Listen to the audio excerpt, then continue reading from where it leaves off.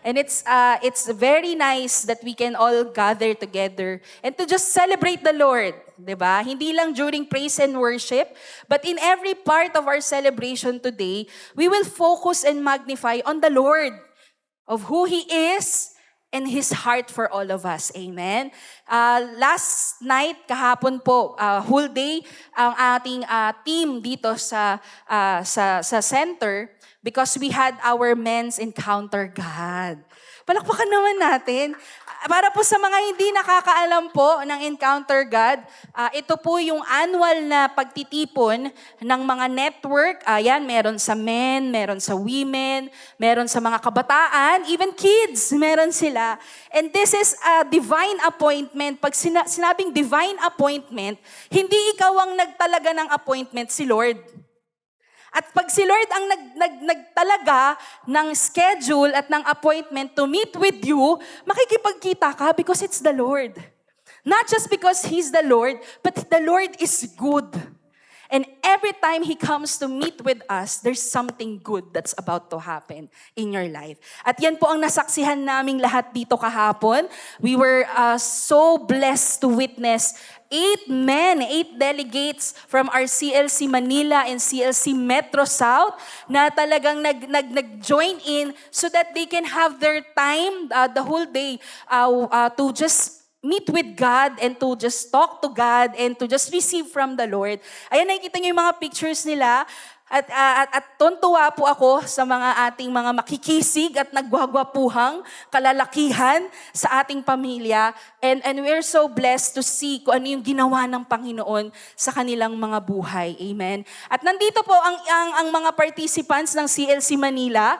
4 po sila. So gusto kong tawagin ang mga nag-join in sa Men's Encounter God yesterday. Asan po sila? You can come and join me on stage. Sige po, para ma-recognize. Ayan. At ang sabi ko sa kaninang umaga, na gusto ko silang bigyan ng pagkakataon kahit tig-iisang minuto para lamang magbahagi ng kanilang karanasan. Kasi minsan pag bago ka, 'di ba, ang tendency mo is nakakatakot. O kaya nakakahiya, lalo sa mga lalaki, no? 'Di ba tinuturuan ng mga lalaki na magtago ng kanilang nararamdaman at pinagdadaanan kasi lalaki ka. 'Di ba? Kaya sabi ko, bilib na bilib ako sa ating mga kalalakihan na talagang nakita ko yung kanilang pagsuko sa Panginoon at pagpapaubaya sa Panginoon ng kanilang personal na mga buhay. Kaya gusto kong makinig tayo sa i-share nila. It's a short lang po, testimony. Ano ang naging karanasan nyo at paano kayo ito na-bless o natulungan itong encounter ninyo with the Lord yesterday. Sige, nung gusto magsimula? Siyempre, dito na sa malapit, no? Ako po si Chris CL. And yung ano ko po, before encounter, parang nothing naman to nothing to expect eh. Kasi panginang encounter ko na to. So, ayun yung ano ko nun, parang wala akong expectation tapos ang iniisip ko lang, ano kayang mangyayari sa encounter. Ano lang I was just wondering before na encounter. And then nung during encounter, as the sermons progress, ayun parang ilang beses ko nang narinig yung sermon. Syempre pangatlong encounter ko na nga. Pero meron pa ring brand new na mensahe yung Panginoon sa akin. Ang dami niyang tinatama na akala ko is normal, nagiging normal, nano-normalize na. And ang dami niyang nire-reveal sa akin. Parang inopen niya yung inopen niya yung puso niya sa akin. Makita ko yung mga bagay, mga ginagawa ko na nakakasakit sa Panginoon. And I praise God kasi alam mo yun, nabuksan yung mata at puso ko na nakatuon ulit sa Panginoon, na realign ulit yung kanyang salita sa nilalakaran ko. Ayun, sobrang thankful ako sa Panginoon. Gandang umaga po. Para po sa hindi pa po nakakakilala sa akin, husband po ako ni Sister Cecil. Bago dumating yung date kahapon,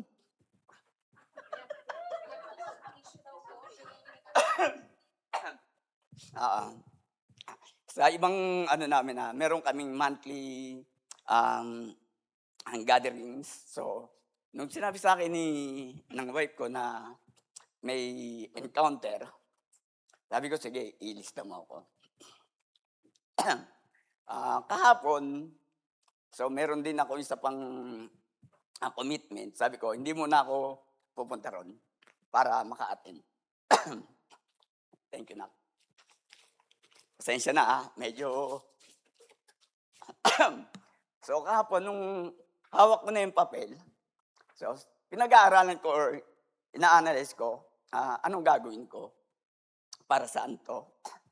So dumating yung isang segment doon or portion na para sa resentment. So I've been living this for almost a decade.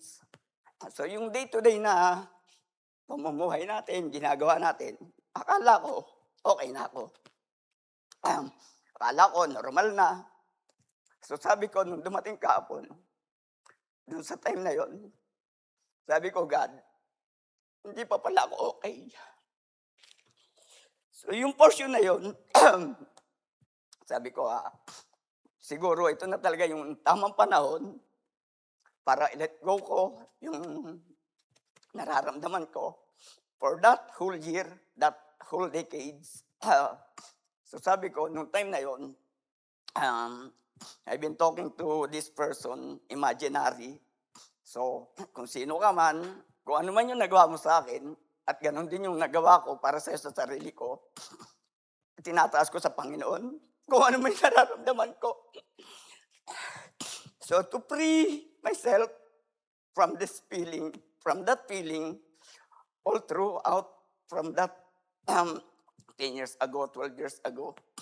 So, sinabi ko rin sa sarili ko na hindi ko man masabi sa kanila personally, bahala na po ang Panginoon Diyos para magpalaya rin sa akin. It's really very hard to see that person. Tapos, alam mong sa'yo okay lang. Pero at the back of your head, meron kayong misunderstanding. So, itinataas ko na lang talaga sa Panginoon. Since kahapon, Lord na po ang bahala. Yun lang po. Salamat. Hello po. Magandang umaga po sa lahat. Bali ako po yung boyfriend ni Sai.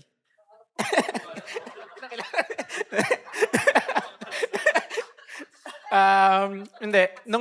Nung pumunta ako kahapon, ang akala ko parang pumunta ako na akala ko okay na ako. Okay na ako. Then during the encounter, doon ko lang na-realize na parang madaming in-expose si God na akala ko okay na. Akala ko dahil part na siya ng daily routine ko, normal na yon, normal na yung mga nangyayari.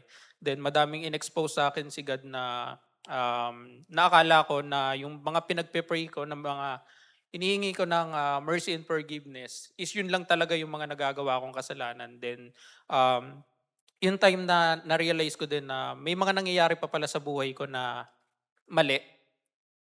And kumbaga, kahapon yung time na na-release ko talaga lahat, and yung sa mga tao na nakasakit din sa akin, parang na-realize ko rin siya kahapon kasi parang lumipas na lang siya. Kumbaga wala talagang forgiveness na nangyari. Kumbaga nakalimutan ko na lang yung mga pangyari, then naalala ko lang siya kahapon. Hindi ako blessed dahil na-expose ako or na-release ko yung mga hinaing ko kahapon, but I am blessed dahil nagawa ko yon through God. Ayan. Thank you po. Okay, palakpakan po natin sila. Ganda ng kwento nila, ano?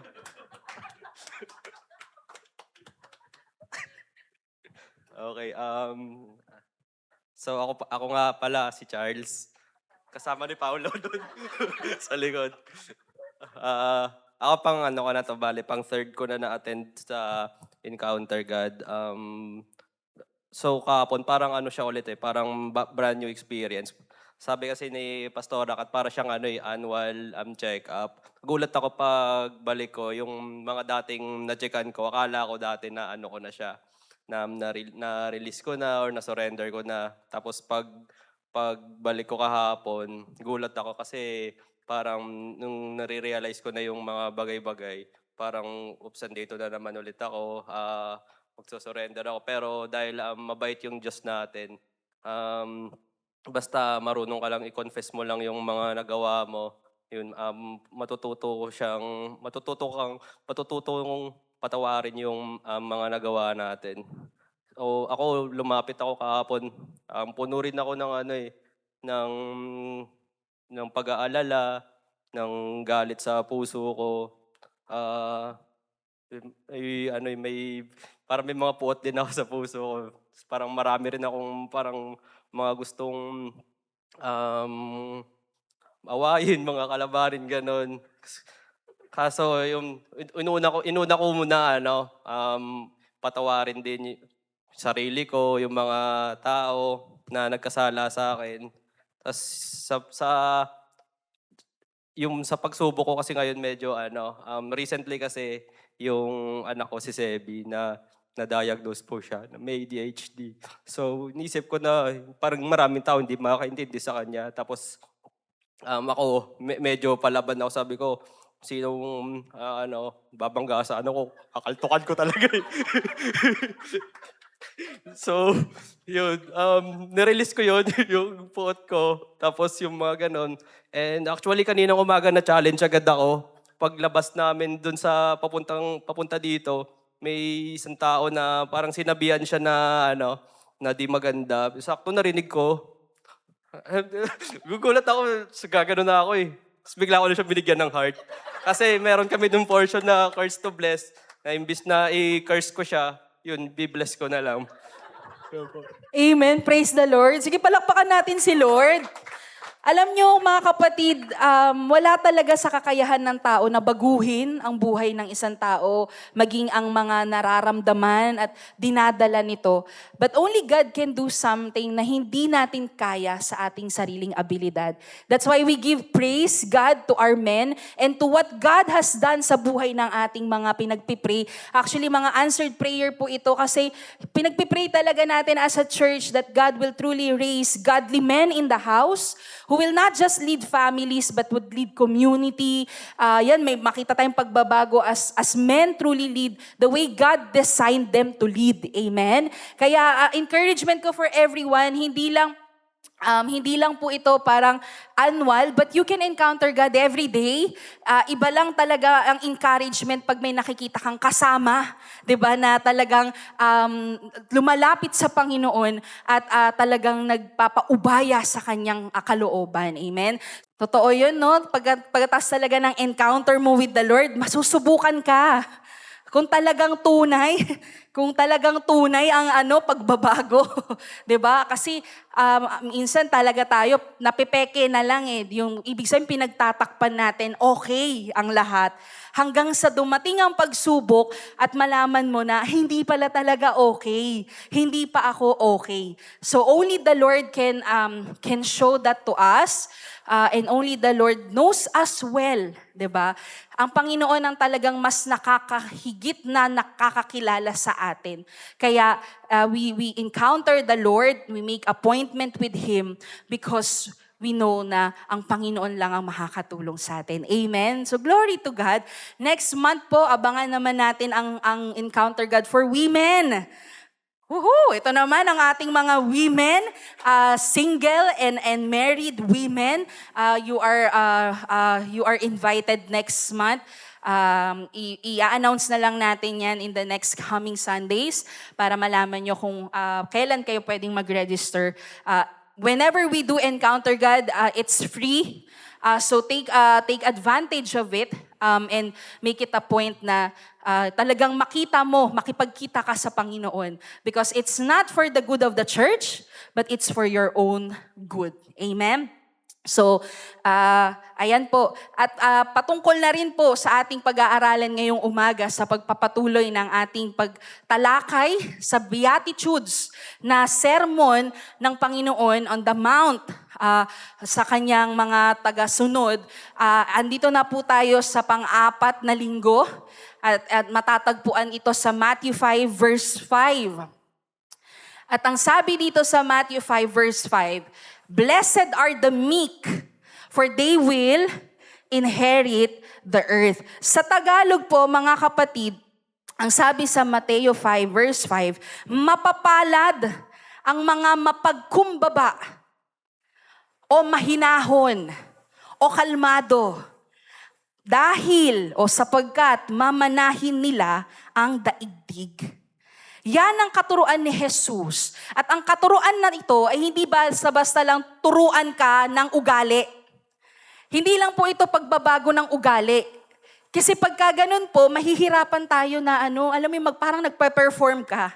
Pero ang tinuro ng Panginoon dito sa kabundukan, yung mahabang sermon niya, 9 na sermon ito. Kaya nga talagang paglalakbay ang ginagawa natin. Dahil ang sabi niya, sa lahat ng gustong sumunod sa akin, ganito dapat mamuhay.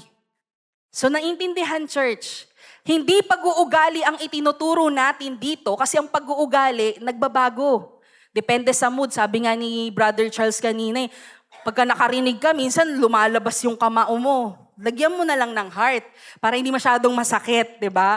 With the love pa rin, with the love of the Lord. Pero pagka ganyang ka mamuhay, kahit saan ka pumunta, ganun ka. Naintindihan, kapatid? So what the Lord is teaching, what Jesus was teaching to the crowd and to His disciples was that this is how you live. Kasi pag nasanay tayo na ganito tayo mamuhay, kahit sinong makasalubong mo, meron kang kahinahunan. Meron kang pagpapakumbaba. Hindi mo kailangan pilitin, huwag kang magagalit, huwag kang magagalit. Diba? Parang si Kuya Charles. Huwag mong susuntukin, huwag mong susuntukin. Pero kapag ka nasanayan mo na ganun ka, kahit anong sabihin sa'yo ng mundo, may pagpipigil ka. Kapatid, that's the word meek in the Bible. In other words, gentle. Blessed are the gentle. Tingnan mo nga yung katabi mo, gentle ba? Biglang lumambot yung hello. Diba? Biglang lumiit yung Moses. But that's what we're gonna learn today. How we can live as meek people or as gentle people so that we can truly experience the blessed life that God intends for each one. Amen? So let's come before the Lord in prayer. Father God, we thank you for today. Thank you for the word that you have prepared for us. I pray for the work of the Holy Spirit to teach us and to make us understand, Panginoon, everything that we need to learn so that we can truly follow you with all of our heart, with all of our mind, with all of our soul. May you be glorified in this place. In the name of Jesus we pray, and everybody say, Amen. Kapatid, sabi nga sa Mateo 5 verse 5, mapapalad ang mga mapagpakumbaba, mahinahon, sapagkat mamanahin nila ang daigdig. Pag sinabing meek or gentle o mapagpakumbaba o mahinahon, hindi po ito ibig sabihin na mahina ka. Hindi ito ibig sabihin na wala kang halaga. Hindi ibig sabihin nito, kapatid, na duwag ka. Alright? Hindi po yun ang ibig sabihin ng salitang meek.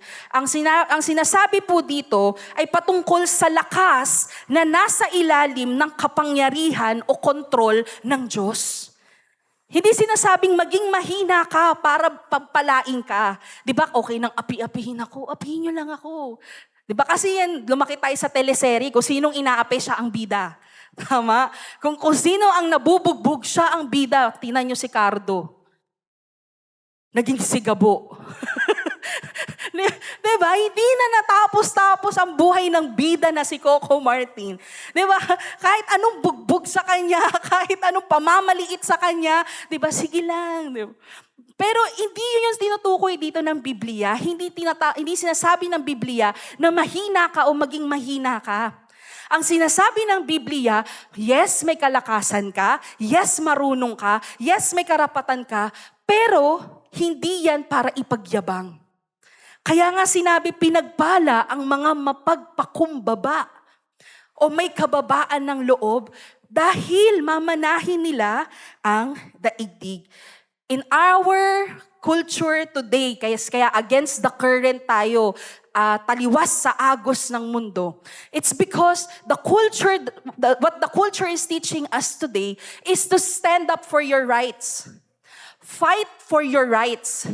Hanggang sa magkagulo, 'di ba? Hanggang sa hindi magkaintindihan, may mga relasyon na nagkakawatak-watak dahil lamang gusto nilang ipaglaban ang kanilang karapatan. Hindi naman masama, tama? Kasi sinabi, wag ka rin magpapaapi.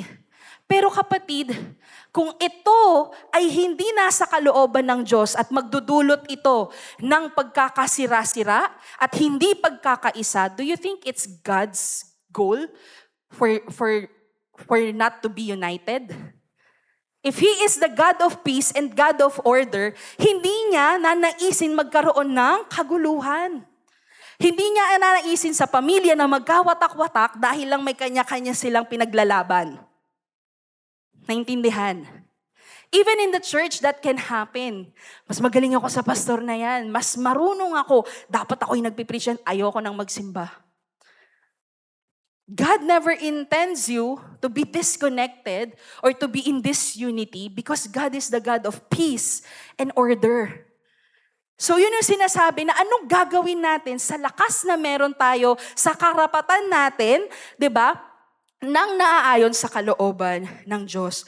Ang sinasabi ng Biblia dito, kapatid, is not just to fight for your rights, but the world is saying, take control, take over. Diba? Ikaw ang masunod. Pero Jesus is saying, surrender your control. Kaya nga ngayong umaga, malalaman natin ang kasagutan sa tanong, is there strength in surrender? May talagang kalakasan ba sa pagsuko? Alam mo, nakita ko yan yesterday. Sabi ko nga, ang mga lalaki tinuruan maging matapang, wag umiyak, lumaban, 'di ba? Gumanti, pagtanggol mo, 'di ba? Kasi sila ang mga padre de pamilya o sila yung talagang kailangan macho ka, 'di ba? Kailangan Coco Martin ka. Lahat kaaway mo eh. Pero kapatid, when we encounter the Lord, when we come to God, it requires your meekness, your humility. It requires surrender. For you to receive the strength, it requires for you to surrender it to God. Kaya nga ang tanong, meron ba talagang kalakasan pag ako sumuko? May matatanggap ba akong kalakasan kapag nagpaubaya ako sa Panginoon o nagpaubaya ako sa isang sitwasyon? Kapatid, yan ang matututunan natin because we are not called to live like the world. We are called to live like kingdom citizens, like sons in the kingdom of God. Amen? In our context, di ba na week 1, para lang review sa lahat ng nandirito at mga maaring ngayon pa lang natin nakasama. In week 1, in Matthew 3, tinuruan tayo to be poor in spirit so that we can inherit the kingdom. Diba? We can receive the kingdom. So in week 1, natutunan natin na alamin, ma-recognize ano bang ibig sabihin ng spiritual poverty. Hindi po ito yung financial na paghihirap o maging mahirap ka buong buhay mo para ma-bless ka ni Lord. Hindi. Yung ibig sabihin nito, yung walang-wala kang maipagmamayabang sa Panginoon. Para lagi kang matutong umasa sa Kanya at mapapasayo ang kaharian niya. At week 2, pinag-aralan natin, sabi, blessed are those who mourn, in Matthew 5 verse 4. Blessed are those who mourn, for they will be comforted. Sabi, pag sabing morning, maghinagpis. Ano yung paghinagpis? Hindi lang to yung basta nalungkot ka dahil may bad news, may bad report, may nangyaring hindi maganda. Pero yung morning na sinasabi dito o yung pagdadalamhati na sinasabi sa Biblia, ay ito yung pagdadalamhati sa nagawa nating kasalanan sa Panginoon. Kasi ang kasalanan ang nagpapalayo sa atin. So kung malayo tayo sa Panginoon, hindi natin matatanggap ang tulong niya, ang comfort niya. Tama ba? Parang parang sa anak, no, pag lumayas ka, kahit anong sarap ng luto ng nanay mo, hindi mo matitikman. Kasi wala ka sa bahay. Di ba? Malayo ka. So ganun din po, pag tayo ay nalayo sa Diyos, hindi natin matatanggap anumang tulong o pagpapala, comfort, support, anything that the Lord wants to give you. But remember, sin is the only thing that separates us from God. Kaya ngayon kinukwento po ng ating mga participants na natumayo dito kanina, di ba? Kala nila okay na, pero pag chinek ka, may something wrong, may mali. May nagawa ka palang hindi tama, hindi mali, ay hindi maganda. So, that we have to check it, allow the Lord to check it in our hearts, kasi minsan yung tama sa atin, mali pala kay Lord. Ang ganda sa atin, pangit kay Lord. So when it's in the standard of God, God can cleanse you, God can forgive you, God can save you, so that mabalik ka, maiayon ka muli doon sa kalooban ng Diyos. At pag nandun ka sa kalooban ng Diyos, lahat ng kailangan mo, itutulong ng Panginoon sa'yo. Ang ganda, di ba? Lagi ako na-excite, Lord, paano ako makakarating dyan? Turuan mo ko. Kaya ngayong pangatlong linggo, ang ating pag-aaralan naman, ito, blessed are the meek, for they will inherit the earth. Kapatid, the word meek is the Greek word praus, na ang ibig sabihin po ay strength under control. Hindi po siya weak o mahina, hindi siya timid, mahiyain, hindi siya passive, yung walang tutol, yung walang sabi. Pero ang ibig sabihin nito is strength under control. At in the Bible, when you see the word praus o gentle or meek, ginagamit po ito to describe a wild horse. Pag sinabing wild horse, ito yung mga, di ba, matatapang, yung malalakas, malalaki, mabibilis, yan po. Pero ito yung mga wild horse na na-train. Ibig sabihin, hindi nawala ang lakas ng kabayo, nandun pa rin ang bilis niya, nandun pa rin ang kisig niya, nandun pa rin ang kanyang kalakihan, pero nakasubmit na siya doon sa master niya, sa rider. At ang kalakasan na yan, nagagamit ng naaayon sa nais nung master niya. Yan ang salitang praus. Blessed are the praus. Strength under control. At sabi nga dito sa ating mundo, marami talagang tutokso sa'yo na gumanti. Maraming tutokso sa'yong lumaban. Diba? Maraming magtutokso sa'yo na patunayan mo ang iyong sarili. Tama ba? Sometimes ganun tayo, kaya marami tayong puot, galit. Kasi di ko napaglaban yung sarili ko. Ako yung tama eh. We always want to be right. Kaya ang dami-daming rights sa Pilipinas. Sa dami ng rights, wala ng right. Kasi, di ba? Kasi lahat tayo mali na sa mata ng isa't isa. Kasi iba ang right mo, iba ang right ko. Sinong right? Wala. Everybody left. Everybody left kasi lahat right. So, ibig sabihin yung praus, kapatid, it's strength under control. And if we look at Psalms 37, verse 1 to 7, if we can read that. Sabi dito ni David, "In you, Lord, I have taken refuge. Let me never be put to shame. Deliver me in your righteousness. Turn your ear to me. Come quickly to my rescue. Be my rock of refuge, a strong fortress to save me. Since you are my rock and my fortress, for the sake of your name, lead and guide me. Keep me from the trap that is set for me, for you are my refuge. Into your hands I commit my spirit. Deliver me." Other words, save me. "Lord, my faithful God, I hate those who cling to worthless idols. As for me, I trust in the Lord. I will be glad and rejoice in your love, for you saw my affliction and knew the anguish of my soul."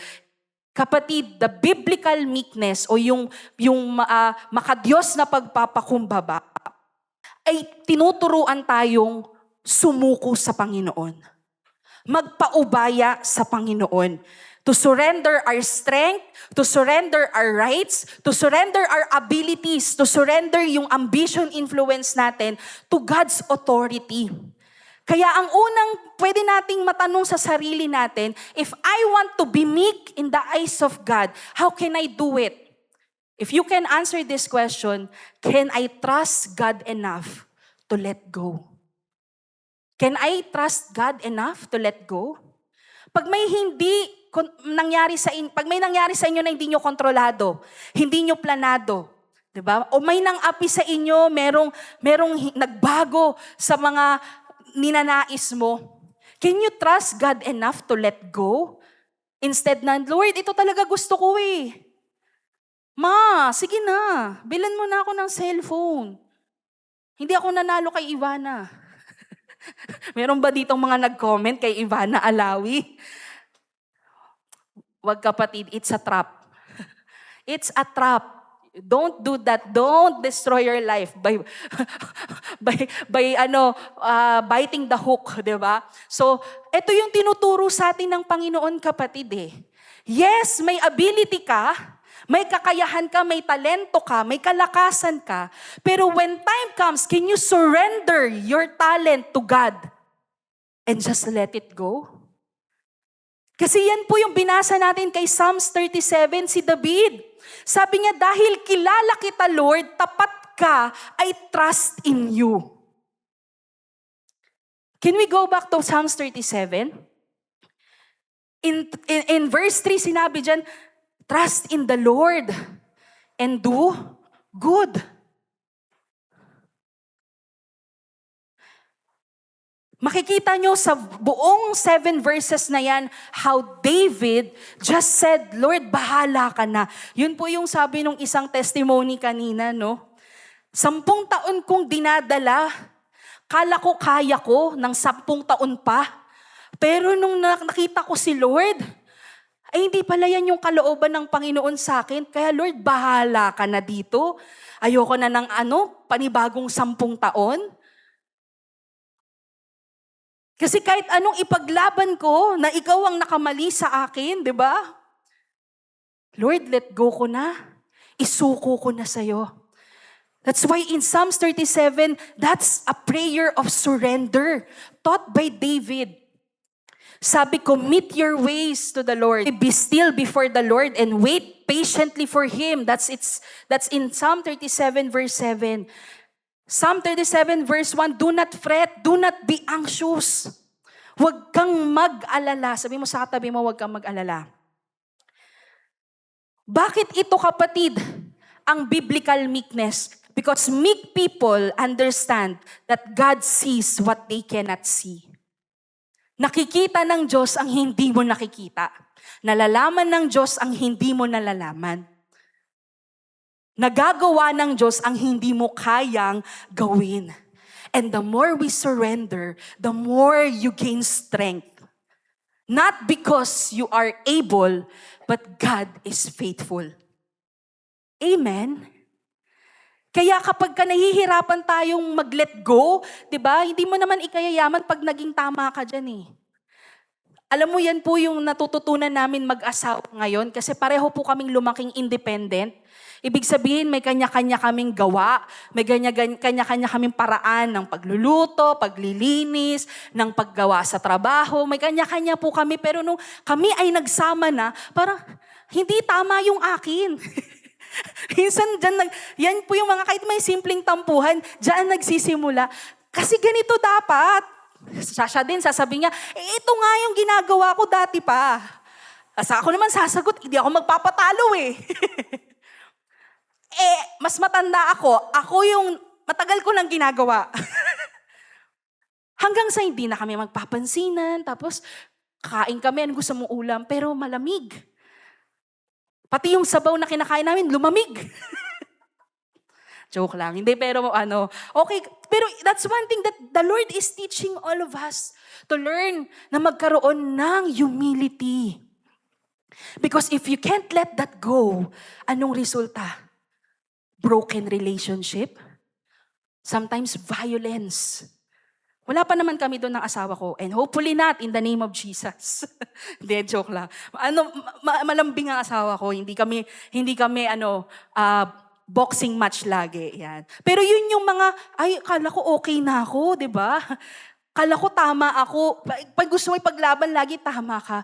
Pero God is teaching us to let go. Kung hindi ka naman dyan mapapahamak, let go. God is teaching you to be under His control. If you cannot control others, let God be in control. Yun lang yun, kapatid.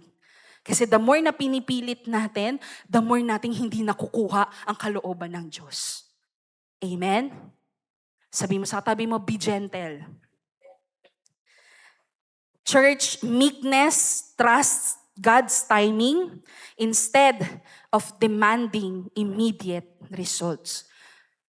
Gusto natin now na, gusto natin nandun na agad yung hustisya, nandun na lahat, nandun na yung resulta. But when we trust God, it includes God's timing. And for us to be gentle, Lord, when is the time? Kailangan mo maging mahinahon, maging kalmado. Yan po ang laging pinapaalala sa akin ng asawa ko. Kapag hindi pa magawa ngayon, kalma. Kasi kung hindi, gagawin mo yan sa sarili mo, tapos ikaw yung pagod. Ikaw yung, di ba, ikaw yung, hindi pa yun yung resultang gusto mo. Ang ba yan? Tapos maiinis ka na sa sarili mo, maiinis ka na sa ibang tao. Kapatid, blessed are the meek. Blessed ang yung mga mahinahon, mababa ang loob, mapagpakumbaba. Yan ang tinuturo sa atin ng Panginoong Hesukristo. The next question that you need to ask, if I want to be gentle, if I want to be meek, kung gusto ko maging praus, in the sense of God's praus, di ba? Ask this question and try to answer it honestly. Can I lay down my rights? Kaya ko bang ibaba o isuko ang karapatan ko? Sabi ko nga kanina, punong-puno tayo ng karapatan. Hindi masama na may karapatan ka. Pero again, karapatan under God's authority and purpose. Alam nyo, kapatid, sa Biblia, hindi lang basta tinuro ni Jesus ang pagiging mahinahon, ang pagiging mapagpakumbaba. Isinapamuhay niya yan. Kasi kung meron man may karapatan na magreklamo sa lahat dito sa mundo, si Jesus Christ yun. Kasalanan yan ni Brother Charles. Bakit ako yung pinako sa krus? Tapos siya mag-check lang sa encounter God, tapos may forgiveness siya. Unfair naman nun. Diba? Kung nandito sa modern day si Jesus, no? Kung may magre-reklamo sa karapatan, si Jesus yun, kapatid. He has all the authority in heaven and earth. And yet, sabi niya, He willingly surrendered His rights to accomplish the purpose of the Father. Pinaubaya niya ang buhay niya sa Ama. Sige Lord, sabi niya, sige Father God, o aking Ama, dakilain ka. Iaalay ko ang buhay ko sa iyo, Lord. Kahit karapatan ko naman bilang anak mo, no, na hindi pumunta sa lupa kasi dito ako nakatira sa langit, di ba? Pero tinuruan tayo ng Panginoon paano magpakumbaba. And that's what it says in Philippians 2. We always quote this, sana by now, memorize nyo na. Ang Philippians 2, verse 5 to 11. Sabi niya sa inyong mga relasyon, in your relationship, whether relationship sa church, relationship sa family, relationship sa workplace, relationship sa mga kaibigan mo, sabi sa lahat ng mga relasyon mo, sa bawat isa, have the same mindset as Christ Jesus. Magkaroon ka ng parehong pananaw at pag-iisip, pag-uugali katulad ni Kristo, Jesus. Sabi niya, who being in very nature, God did not consider equality with God something to be used to His own advantage. Sa madaling salita, hindi niya ginamit ang kapangyarihan niya para makapanlamang ng iba. Naintindihan mga kapatid? Sabi, rather, He made Himself nothing by taking the very nature of a servant. Pag sinabing servant or alipin, di ba? Sige po, ano pong papag-uutos nyo? Ano po bang gusto nyo tonight? Wow, social yung alipin. Yes, ma'am? What do you want for tonight? I will cook it. Wow, may accent, no? That's a servant. Kahit pwede siyang, di ba, lumaban. Pero ang pagpapakumbaba, kapatid, sabi dito, it's being found in appearances. He humbled Himself by becoming what? Obedient. Hindi naman sinabi ni Lord, mamatay kayo, no? Kasi sabi dito, to death. Hindi naman ganun gaya. Kasi si Lord lang ang pwedeng mabuhay muli. Diba? Sa kapangyarihan niya. Pero yung sinabing obedient to death, death is the purpose of the Father for Him. Yun ang kalooban ng Ama kay Jesus, na siya ay mamatay para magkaroon tayo ng bagong buhay. Tama ba? Dahil sa kasalanan na ipinataw sa Kanya, siya ang namatay, hindi tayo. Na dapat tayo ang sumasalo ng kaparusahan. Pero sinalo lahat yun ng Panginoon. At sinabi niya, even death on the cross, sabi niya, Lord, let your will be done. Not my will, hindi yung gusto ko, pero ang kagustuhan mo. Hindi yung deserve ko, pero kung anong kagustuhan mo. Sometimes tayo, yun deserve eh. Deserve ko naman to. Well, there's nothing wrong to treat yourself once in a while. Pero pag ito ay magriresulta sa panlalamang sa ibang tao, at magriresulta na maging taliwas ka sa kalooban ng Ama sa buhay mo, kapatid, learn to be under control. Be praus. Teka. Sige Lord, kahit gusto ko ngayon, sa'yo muna. Kahit ito plano ko, sige Lord, mauna ka. Plano mo muna. If we can submit to that, if we can surrender to that, kapatid, the blessing is there. In your surrender, there is strength. Mas nagkakaroon ka ng kakaibang kalakasan na nanggagaling mula sa Panginoon. Paul continues to teach us, sabi, if we can show the next one, sabi, therefore God exalted Him to the highest place. God has honored Him. Diba? Yan na yun, pinosisyon siya. At the right time, pinosisyon si Jesus sa dapat niyang kalagyan. You don't have to fight for your position in the kingdom of God. If God is honored in your life, if God is put first in your life, God will honor you too. The same way He honored Jesus, sabi niya, at siya ay itinaas ng Ama in the highest place and gave Him the name that is above every name, that the name of Jesus, every knee should bow in heaven and on earth, under the earth, and every tongue acknowledge that Jesus Christ is Lord, to the glory of God the Father. Yes, we can never be in the same level ni Jesus, but the same glory, ibig sabihin yung pag-acknowledge sa'yo, ito ang aking matapat na anak. Ito ang aking, di ba? I am very well pleased. Kapatid, when you have the favor of God in your life, not even men can disqualify you. Trust me.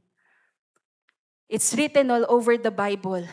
Pag nasa iyo ang pabor ng Diyos, kahit saan ka magpunta, makukuha mo ang pabor na yan. So yun ang tinuturo sa atin for us to learn how to lay down our rights. Meekness is not thinking less of yourself, but thinking of yourself less. Nakuha ba yun? Ang pagiging mapagpakumbaba o pagiging mahinahon, kapatid, hindi ito yung basta pinawawalang halaga mo yung sarili mo. 'Di ba? Thinking less of yourself, parang wala, kasi kawawa ka, dapat maging kawawa ka. Hindi ganun, kapatid. But thinking of yourself less, hindi laging ikaw. Hindi laging ako. Huwag kang maging Frank Sinatra. Kilala niyo po ba si Frank Sinatra? I did it my way. Alam nyo, gamit na gamit yan sa encounter kasi yun yung tinuturo sa atin eh. Para makasurrender ka kay Lord, kailangan mong isantabi yung sarili mo. Hindi ikaw ang mauuna kay Lord. Hindi yung pamamaraan mo, hindi yung pananaw mo, hindi yung masarap sa'yo, ang mauuna kay Lord. Kaya nga yung promise niya in Matthew 6 verse 33, seek first the kingdom of God. Seek first the kingdom of God and His righteousness. And all these things will be added to you. Sa Tagalog, hanapin mo muna higit sa lahat, una sa lahat, ang kaharian ng Diyos at ang katwiran ng Diyos at lahat ng pangangailangan mo ay mapapasayo. Do you have to fight for that right? No. God will just give it to you. And when He gives it to you, do you continue to prove your right, your deserve of it? Hindi, di ba? You just receive it. When God blesses you, you just receive. Hindi mo pwede. Kaya ko siya nakuha dahil kasi ako ang pinakamagaling. Kapatid, wala. Kung nakukuha sa galing ang pagpapala ng Diyos, wala na tayo dito lahat sa simbahan. Kasi lahat tayo magagaling. Wow, tingnan mo sa katabi mo, magaling ka. Sabi mo sa katabi mo, magaling ka. Magaling naman talaga. May kanya-kanya tayong kalakasan, may kanya-kanya tayong kagalingan, kapatid. May kanya-kanya tayong kagandahan at kagwapuhan. Wow, tingnan mo yung katabi mo. Nagniningning. Sa gandang lalaki at gandang babae. 'Di ba? Pero ibig sabihin lang nito, kapatid, may halaga ka, but don't always think of yourself. Huwag laging ikaw. Kaya sabi mo sa katabi mo, huwag laging ikaw. The greatest example of this happened in the Garden of Gethsemane. When Jesus was arrested, si Peter po ang ginawa niya, kinuha niya agad ang kanyang espada. Ready na siyang ipaglaban si Jesus. Kapag may katwiran ka, ipaglaban mo. Si Jesus yung hinuhuli mo. Diba? Pwede na niya sabihin eh. Anak ng Diyos yung hinuhuli mo. Sino ka para gawin yan sa Kanya? Pero anong ginawa ni Jesus sa kanya? Anong sinabi? Put your sword back. In Matthew 26:52, verse 53, sabi, put your sword back in its place. Huwag kang makipaglaban. 'Di ba? Parang narinig ni Kuya Charles yan kaninang umaga. Huwag mong ilabas ang kamao mo. Pusuan mo. Kaya gumanon yung puso umangat eh. Sabi, for all who draw the sword will die by the sword. Do you think I cannot call on my Father? Yan yung sinasabi ni Jesus. Sa tingin mo ba wala akong kapangyarihan? Oh, well. So, joke. Nagawa ko lang modern para di ba? Kasi ganyan po ako pag nagbabasa ng mga storya. Paano siya para maintindihan ko? Ano siya sa konteksto natin ngayon, di ba? So, do you think I cannot call on my Father and He will at once put at my disposal more than 12 legions of angels? Sabi niya, kala mo ba wala akong kakayahan na tawagin ang Hari sa langit, ang Diyos sa langit, para magpadala, sabi ng more than 12 legions, para maintindihan nyo yung salitang legions, kapatid. Pag sinabing legion, grupo. In the Roman times, ang isang legion consists of 6,000 Roman soldiers. Kung isang legion ay 6,000 times 12, ilan yon? Ilan ang pwedeng magtanggol kay Jesus? Kasama si Victor. Kilala niyo si Victor? Magtanggol. Joke. Diba? Ang sabi ni Jesus, kala niyo ba hindi ko kayang magpadala, hindi ko kayang humingi ng 6,000 times 12 na number ng angels para ipagtanggol ako? Pero ang sabi, if you fight with sword, you will die with the sword. Ang sinasabi lang dito, kapag ka may ginawa ka sa physical mo, anong consequence niyan, babalik sa'yo. You will receive it. But if the Lord is in charge of you, nothing can be against the Lord. Tama ba? If you're just following God, do you think God will not defend you? Nasa tama yung anak kong yan. Tama ang ginawa ni Charles, pusuan mo. Hindi siya si Manny Pacquiao, kaya wag ka mao. Di ba? So, ibig sabihin kapatid, kung ano ang consequence niyan, you will receive it too. And God cannot protect you from consequence. Yes, He will help you get out of it, but you will experience the consequence of your choice. But if God is the one in charge, He will just lead you in what is straight.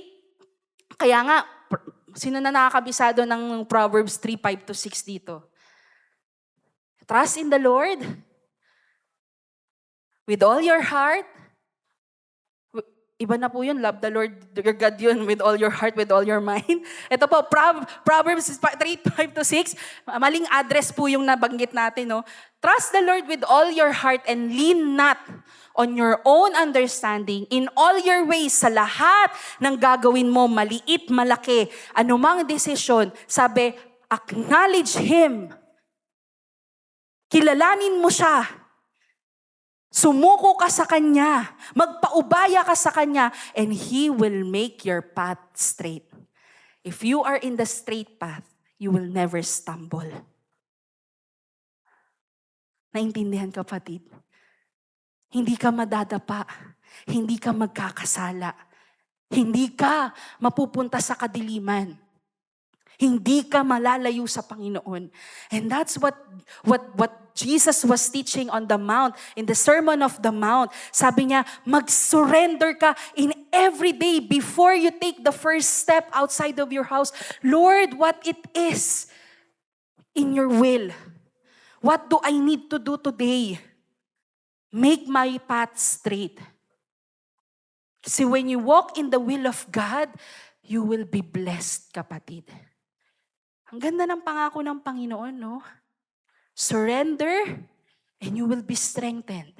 Surrender and you will have peace. Surrender and you will be forgiven. Surrender and then you will be saved. Surrender and you will be joyful. Surrender and you will be delivered. You will be restored. You will be made whole. You will be healed. Kaya nga, ang tanong, is there strength in surrender? The answer is yes. If you are surrendering to God. Patid, ang ganda ng tinuturo ni Jesus. Sabi sa Romans 12:17-21, this is how we respond when people do us wrong. Hindi ito basta yun lang nga na hindi ka lang tututol or yung magpapaapi ka lang, pero ang tinuturo sa atin dito, do not repay, wag mong balikan ang sino man ng kasamaan. Kahit sila ay masama pa. Be careful to do what is right in the eyes of everyone. If it is possible, as far as it depends on you, live at peace with everyone. Kaya kailangan natin ng control, kailangan natin ng gentleness, kailangan natin ng pagpapakumbaba para hindi tayo makagulo-gulo. Because the goal of God is for us to be reconciled, not just to Him, but with one another. Kaya nga niya, di ba, kaya pinipreach ang gospel so that you can be part of the body of Christ. And in the body of Christ, there is unity. Nakakita na ba kayo ng normal na katawan ng tao na iba-iba ang ginagawa? Di ba, alin na kung talented ka, yung kamay mo nagigitara, yung paa mo nagda-drums, di ba? Pero kung nasa ng isang parte ng katawan mo, nandun din ang isa. Hindi ka may sariling plano, may sariling gawa. Kaya nga yan po ang ina-advance ng church, 'di ba, ng kingdom ng Panginoon, na kung saan pwede maghari si Lord, dalhin natin si Lord doon. Kasi kapag ka naghari ang Panginoon doon, magkakaroon ng pagkakaisa. Kasi iisa lang ang Diyos. Tama ba, kapatid? That's the very teaching of the gospel. Hindi lang basta mapatawad ka sa kasalanan, kung hindi para mapabilang ka sa katawan ng Panginoon. Sa pamilya ng Diyos, sa kaharian niya. And ang sabi, to be at peace with everyone. Do not take revenge. Sabi mo sa katabi mo, huwag kang gumanti. but leave room for God's wrath, for it is written, it is mine to avenge. I will repay.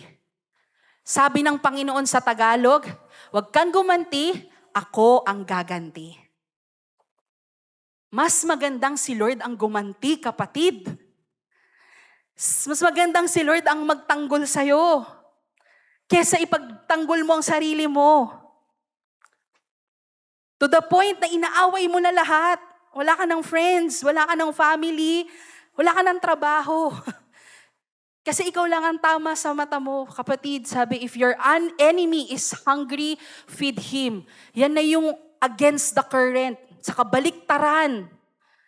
Kapag ka may kaaway ka, may hindi naging mabuti sa'yo at nagugutom yan, pakainin mo. Pero wag yung may laso na. Eat. Ganun ka pa no? Sinintay mo bumula pala yung bibig, kapatid, no? Sabi, pakainin mo. If he is thirsty, give him something to drink. Wag yung maligamgam. With iced coffee. Yan. In doing this, sabi niya, kapag ginawa mo ito, na humuhupa ang init ng ulo niya. Hindi ba ganyan din po ang ipinakita ng ating Panginoon? Na bago ang puso mo, lumambot ang puso mo dahil nakita mo ang kabutihan ng Diyos sa buhay mo. Tama ba? Sa makasalanan kong tong Lord, ako ganyan lagi ko na, like, I know the Lord has forgiven me, pero pag naaalala ko the first time and every time the Lord will be good to me, ang sinasabi ko, Lord, hindi ko deserve to. Grabe yung love mo. Grabe yung kabutihan mo, Panginoon. Wala naman akong napatunayan sa harapan mo. Wala akong maiyayabang sa'yo, Panginoon, pero grabe yung kabutihan mo sa akin. Ang kabutihan ng Diyos ang nagbabago ng puso ng tao. And the more you are gentle and kind, even to those who are not good to you, tingnan mo, kapatid, ang pwedeng gawin ng Panginoon sa puso nila. Ito pala si Brother Josh, bait sa akin nito, lagi ko pa naman sinusungitan yan pag Sunday. Nilibre ako. Di ko deserve, di ba? Kaya next Sunday, huy, Brother Josh, naintindihan, kapatid. And that is for the purpose of God. To win every soul. For them to know who Jesus is. That's the purpose of the Father. For His love to be made known to this world. And we can do that if we are to be gentle. Sabi mo sa katabi mo, be gentle. And the third thing, if we have the strength, kung meron pa rin tayong kalakasan at abilidad, anong gagawin ko sa kalakasan na to? Parang yung wild horse, di ba? Ang bilis-bilis kong tumakbo, tas ayaw akong pakatakbuhin. Anong gagawin ko rito? Then you ask, Lord, what or who am I using my strength for? Kung hindi ko gagamitin yan sa pakikipaglaban sa iba, saan ko gagamitin tong kalakasan na to? After teaching us to trust God's control and surrender our rights, Jesus shows us that meekness looks like in everyday life. Biblical meekness doesn't stop with humility before God. It is expressed through humble service to others. Sabi nga in Mark 10:42-45, Jesus redefined greatness. You know, etong ibig sabihin ng dakila sa Panginoong Jesus. Jesus called them together and said, you know that those who are regarded as rulers of the Gentiles lord it over to them, and their high officials exercise authority over them, but not so with you. Instead, whoever wants to become great among you must be your servant, must be gentle, must be meek, must be praus, and whoever wants to be first must be slave of all. For even the Son of Man did not come to be served, but to serve and to give His life as a ransom for many. Your strength is meant not to fight just for yourself, but to serve the needs of others. Kung hindi ko gagamitin ang talento na to sa pansarili ko lamang na kapakanan, Anong gagawin ko dito? Serve. Hindi lang yung serve sa ministry, You can serve your family at home. Paglutuan mo sila. Kung masipag ka, isama mo na yung mga labahin nila sa labahin mo. Hindi ihiwalay pa yung damit ko lang, Ilaba mo na rin yung damit ng mama at papa mo. Serve your co-workers in the workplace. Serve your boss. Boss, gusto mo ba ng coffee? Dalang kita, anong gusto mo? Kahit masungit yan sa'yo, serve them. And yung blessed lifestyle natin, kapatid, yung minention kanina, hindi yan lang siya basta yung step by step na, hindi muna ako mag-share sa kanila about Jesus kasi hindi pa ako nakikipag-meet na kumain Kasi sabi, eat with them. Hindi siya step by step, but it is a lifestyle. Ibig sabihin, in whatever form you can share Jesus, do it. Serve them. Isa dun is serve them. Anong pangangailangan ng tao? If you can, with all your strength, with all your might and resources, serve.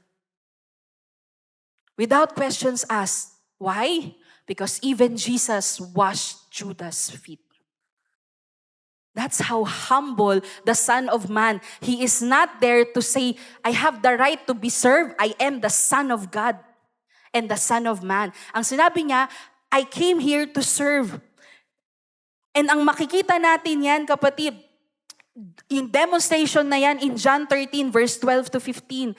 Sabi, when he had finished washing their feet, he put on his clothes and returned to his place. Do you understand what I have done for you? Ang sabi ni Jesus, naintindihan niyo ba kung ano yung ginawa ko sa inyo? At ang sinabi niya dito, sa verse 14, now that I, your Lord and teacher, have washed your feet, you also should wash one another's feet. Hindi lang po ito pa pedicure. I-pedicure mo lahat ng kapatiran. Hindi ganun, kapatid. Ang sinabi lang, kung paano ko siya pinaglingkuran, ganun mo rin siya paglingkuran. At ang paglilingkod ng Panginoon na yan, pag binasa niyo yung mga unang verses, kasama si Judas na nagtraidor sa kanya. Alam ng Panginoong Jesus na tatraidorin siya ni Judas kasi doon pa lang nagpaparinig na si Jesus Sabi niya habang kumakain, may isang traidor dito. 'Di ba? Nagsasabi pa nga sila, sino Lord? May kita nyo.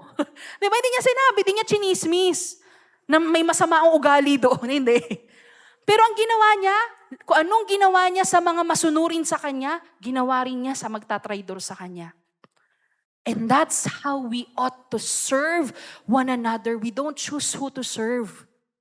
We don't choose who to share Jesus with.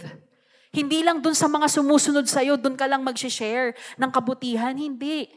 Mas lalo't higit sa mga matitigas. Because all the more that they need to see who Jesus is. Because that's the last point. In everything that we are learning here, that's why it is a way of life. Ang sabi, in everything that we do, am I becoming more like Christ? Nagiging kamukha ko ba ang Panginoong Jesus? Sa pagkilos ko, sa pagtrato ko sa ibang tao, nakikita ba nila si Jesus? Because in Romans, sabi dito, in Romans 8:29, this is the goal of every Christian, of every follower of Jesus. For those God foreknew, He also predestined them to be conformed to the image of His Son. Hindi lang sa itsura, kung hindi sa pamumuhay, sa pag-uugali, lahat kapatid, that He might be the firstborn among many brothers and sisters. Lahat ng ginagawa natin dito sa simbahan kapatid, ay para makita si Kristo sa atin. Tinuturuan tayo para mabago tayo. Nag-e-encounter tayo para mabago tayo. Para maging katulad natin o kawangis, kamukha si Jesus. Si Jesus walang kasalanan Kaya yan ang laging pangako ng Panginoon. If you confess, I will forgive you. I will not condemn you. I will forgive you and wash you clean from all unrighteousness. Yan ang sinabi niya sa 1 John 1:9, di ba? Kaya ang laging imbitasyon ng Panginoon, lumapit ka sa akin, surrender to me. Give the control to me. Because when we surrender to God, kapatid, nahuhugasan tayo, nababago tayo para mas maging kamukha natin siya. Kasi kapatid, ang pagiging mabait at ang pagiging mapaglingkod, hindi po yan performance of a lifetime. Darating at darating ka, kung nagpapanggap ka, darating at darating ka sa punto na ayaw mo nang mag-serve. Kasi performance lang eh. Pagka hindi ka na nare-recognize, hindi ka na pinasasalamatan, hindi na nila nakikita yung ginagawa mo, ayoko na dyan, ayoko na masyadong mag-volunteer, ayoko nang sa bahay kasi lagi na lang sabihin nila maalat, matamis, lahat na lang ng lutuin ko, hindi masarap sa kanila, ayoko na. Pero iba naman kung sunog naman talaga, be. Naintindihan, kapatid? But if it is your life to just serve, kahit saan ka magpunta, kahit sino yan, you will serve. Because that's who you are. That's your way of life. So that's the goal. Yung what God is teaching us, it's a way of life. Pamumuhay. Kasi yan ang makasanayan mo, yan ang maging normal sa'yo. Hindi yung normal dito sa mundo, hindi yung kultura ng mundo, yung kultura ng kaharian ng Diyos, pag-iisip ng Diyos, pag-uugali ng Diyos, pag-ibig ng Diyos, pagpapatawad ng Diyos, pagiging mahinahon ng Diyos. Kung hindi meek ang ating Panginoong Jesus, kapatid, lahat tayo nasa krus ngayon. Nagkasala ka, di ba? Ang bilis niyang magturo. Ako ang tama.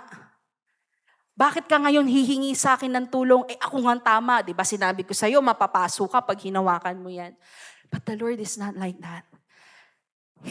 The Bible said He is patient. He is slow to anger. He is compassionate. He is merciful. He is gentle. He is gracious. That's not because God has no power or madaling matuuto si Lord. Hindi. It's just because that's who He is.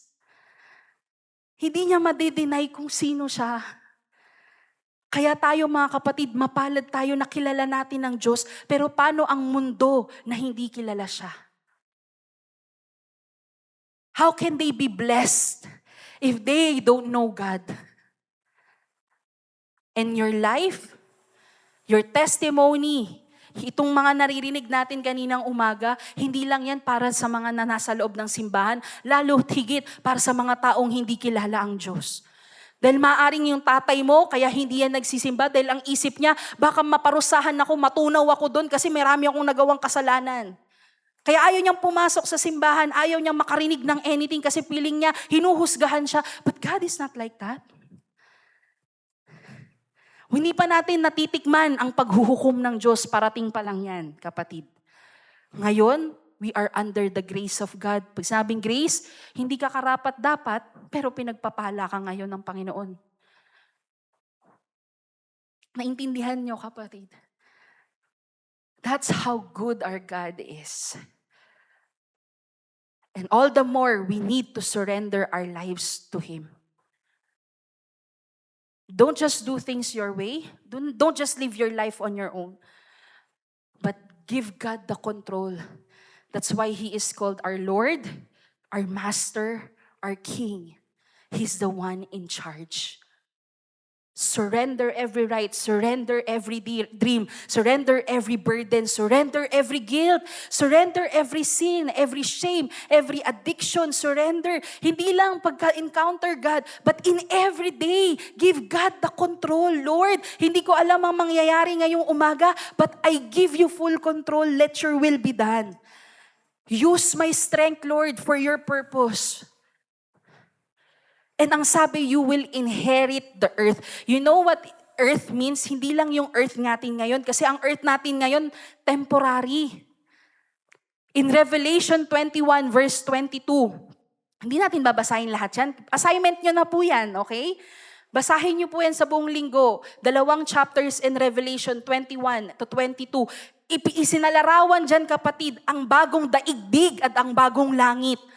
Kapag ka nagdumating ang paghuhukom ng Diyos sa muli niyang pagbabalik, iaalis niya ang lahat ng hindi kabilang sa Kanya. At ang sabi, mawawala na ang mundo na kilala mo, ito, yung punong-puno ng hirap, punong-puno ng iyak, punong-puno ng galit, punong-puno ng sakit, punong-puno ng karumihan at kadiliman. Mawawala ang lahat niyan, sabi sa Revelations 21, and there will come a new heaven and new earth. At doon sa bagong daigdig na yun, kapatid, lahat ng nasa Panginoon ay maghahari. Ha ha ha. Nasa akin ang huling halakhak. At anong mangyayari doon sa tinatawag na wicked? If there is eternal life, there is eternal death.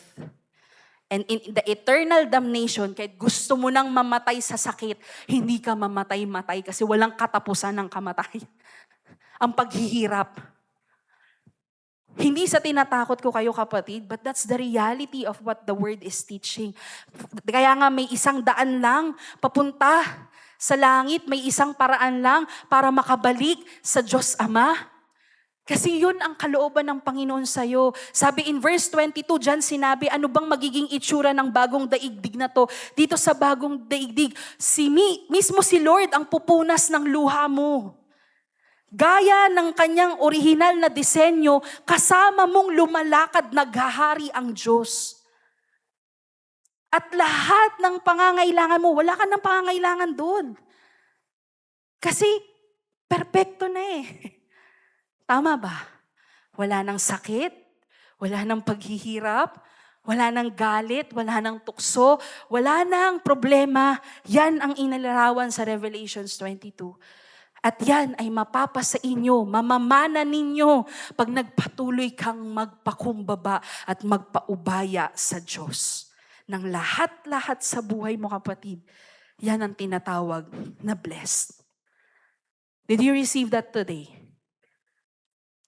Let's continue to be meek every day and see how it will touch one's soul. As we end today, I don't know what you are going through, whatever you are carrying, whatever burden you have, but God is inviting us to surrender to Him. Magpaubaya sa Kanya ng kinabukasan mo. Magpaubaya sa Kanya ng kasalukuyan mo. Magpaubaya sa Kanya maging ang mga nasa nakaraan mo.